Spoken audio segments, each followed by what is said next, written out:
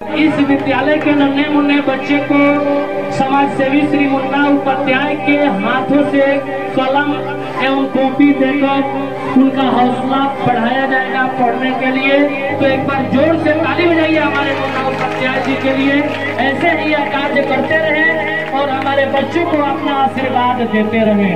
और वर्ग इस कार्यक्रम का आयोजन करने वाले उदार विद्वान सृजनराज हिंदू मुस्लिम में भाई भाई के नारा लगाने वाले कर्मठ विद्वान जिनके पिताजी भी इसी विद्यालय में किसी दिन शिक्षक हुआ करते थे, एक शिक्षक के पुत्र और इस गांव के समाज सेवी श्री मुन्ना उपाध्याय जी, जिन्होंने बहुत ही सुंदर सराहनीय कदम उठाया है। ऐसा कदम उठाने वाले बहुत कम लोग हैं। इनके बारे में मैं बाद में बताऊंगा। पहले मैं इनको नमन करता हूं कि इतना सुंदर आपने प्रयास किया और संकल्प लिया कि मैं अपने पंचायत के सभी विद्यालयों में तिथि भोज करूंगा, और आपका संकल्प सिद्ध हो रहा है, दिख रहा है। इसके लिए मैं आपको बहुत बहुत धन्यवाद देता हूँ। लोगों के विद्यालय में 5वां तिथि भोज करा रहा हूँ। मैं इस पंचायत में 4 तिथि भोज करा चुका हूँ, ये 5वां तिथि भोज है। और मैंने संकल्प लिया है कि मैं इस पंचायत के हर विद्यालय में तिथि भोज कराऊंगा। कम से कम एक दिन का तो बच्चों को संतुलित भोजन मिलेगा।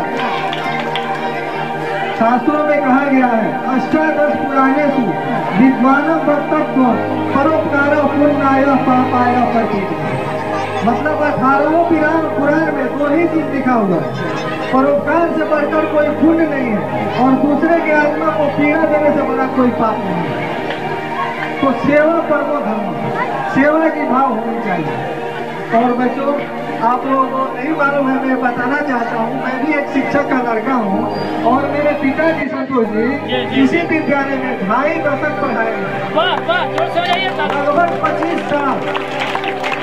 इनकी जब नौकरी लगी, जब वो 18 साल के हुए, जब वो एडल्ट हुए, तो फर्स्ट ज्वाइनिंग उनका यही हुआ। उस टाइम भीख का स्कूल था। अब मैडम ध्यान दीजिएगा, अपने आभास से जीवन को सुसंस्कृत कीजिए, अपने आभास से जीवन को सुसंस्कृत कीजिए।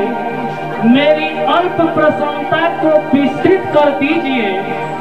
आपकी उपस्थिति पाकर ये मंच रोशन हुई है।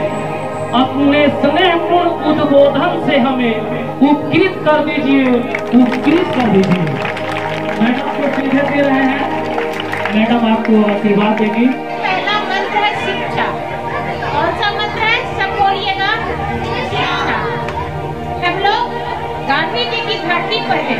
ये चंपारण गांधी जी की कर्म भूमि है और गांधी जी का कहना था कि कर्म ही पूजा है।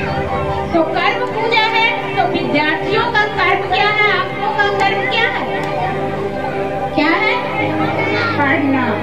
आप सब थोड़ा जोश से बोलिए, क्या है आप लोगों का? तो मन से पढ़िएगा से। तो शिक्षा अगर सही मायने में ग्रहण कीजिएगा तो आप लोग जीवन के उन्नति के शिखर पर पहुंचते जाइए। लेकिन सिर्फ शिक्षा ही नहीं, शिक्षा के साथ साथ दूसरा मंत्र है।